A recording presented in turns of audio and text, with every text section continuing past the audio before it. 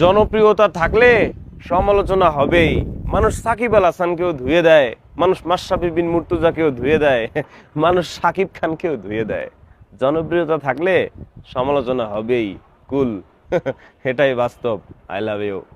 তা এখন তুমি কি বলতে চাও যে তোমার জনপ্রিয়তা ফাটতে পড়তেছে, আর সেই জনপ্রিয়তা কাজে লাগিয়ে তুমি এখন মাগিবাজি করবা, সেটাই বুঝাতেছো আমাদেরকে? আর তুমি বুঝাবা কি? তুমি তো সেটাই করতেছো, আমরা তো দেখতেছি সেটা। এই কাফিকে আগে আমি ভালো মানুষ জানতাম, বাট ও যে এরকমের মাগিবাজ সেটা আমি আগে জানতাম না। ওকে কিন্তু সবাই চেনা শুরু করছে কোঠা আন্দোলনের পর, তার আগে কিন্তু কেউ চিনতো না ওকে। আর সেই কোঠা আন্দোলনের জনপ্রিয়তা কাজে লাগিয়ে এখন মাগিবাজি শুরু করে দিয়েছে। তো hey guys, welcome back. I hope কি তোমরা সকলেই ভালো আছো, এন্ড আমিও ভালো আছি। সো আজকে আমাদের টপিক হচ্ছে মাগিবাজ কাফি ভাই। তুমি 7টি ফুল, 7টি লাল গোলাপ তুমি আমার থেকে পাবে। তুমি আমার থেকে পাবে, তুমি ডিজার্ভ করো সেটা।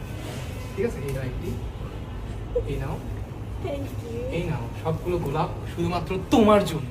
কি অবাক হয়ে গেলে তোমরা? যেখানে কাফিকে নিয়ে কথা বলতেছি সেখানে এই সাফরিট আসলো কেন? স্বাভাবিক প্রশ্নটা জাগতেই পারে, বাট ওয়েট, কাফি যে একটা ভন্ড সেটা প্রমাণ করার জন্য এই ভিডিওটা, আর সেটা আমি প্রমাণ করবো এখন। বাট তার আগে এই স্ক্রিনশটটা দেখো। এখন তোমরা এই স্ক্রিনশটে কি লেখা দেখতে পাইতেছো? এখানে কাফি একটা কমেন্ট করেছে যে ভাই তোমার ভিডিও আমি আগে দেখতাম, বাট তুমি অ্যাটলিস্ট ভুল ইনফরমেশন দিও না, এটসেট্রা এটসেট্রা। আর এই কমেন্টের উত্তরে এসপি ক্রিয়েশন কি লিখছে জানো? সেটা তোমরা দেখতে পাচ্ছ যে ওখানে স্ক্রিনশটই দেওয়া আছে। ওখানে এসপি ক্রিয়েশন বলেছে ভাই আমি আপনার থেকে বড় ভন্ড। তো এখন তোমরা কি বুঝলা যে এসপি ক্রিয়েশন একটা ভন্ড, তাই না? বাট এখানে কিন্তু কাফিও ভন্ড, সেটা কিন্তু নিজেই বলে দিয়েছে। ওখানে এসপি ক্রিয়েশন কি বলেছে যে ভাই আপনার থেকে আমি আরো বড় ভন্ড, তার মানে কাফি ভন্ড এবং তার থেকে বড় ভন্ড হলো এসপি ক্রিয়েশন। ব্যাপারটা তোমরা বুঝতে পেরেছো? কাফি কিন্তু ভন্ড, তার থেকে বড় ভন্ড এসপি ক্রিয়েশন, তার মানে তোমরা অবশ্যই বুঝতে পারছো যে কাফি একটা ভন্ড। 2025 সালের বইমেলা কাফিকে দ্বারা কিন্তু হাইলাইটেড হয়েছে ভাইয়া, অস্বীকার করা যাবে না, অবদান অস্বীকার করা যাবে না। পৃথিবীটা কিন্তু গোল ভাইয়া।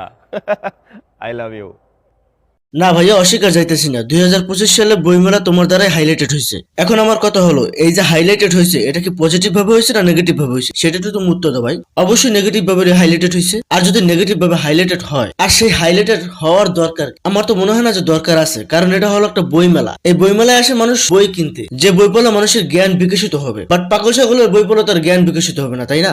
এই যে কাফি, এটা তো হলো একটা মাগিবাজ। এর পেজের ভিতরে ঢুকলে মাগিবাজি ছাড়া আর কিছুই দেখা যায় না। আর যার পেজের ভিতরে মাগিবাজি ছাড়া আর কিছুই থাকে না, সে তার বইতে ভালো কিছু লিখবে কিভাবে? আমার তো মনে হয় না যে ভালো কিছু লেখা আছে এখানে।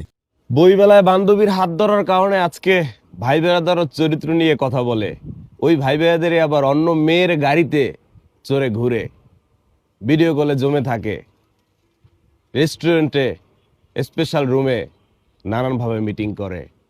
ভাইয়া, পৃথিবীতে সবাই নষ্ট, কেউ গোপনে কেউ গোপনে।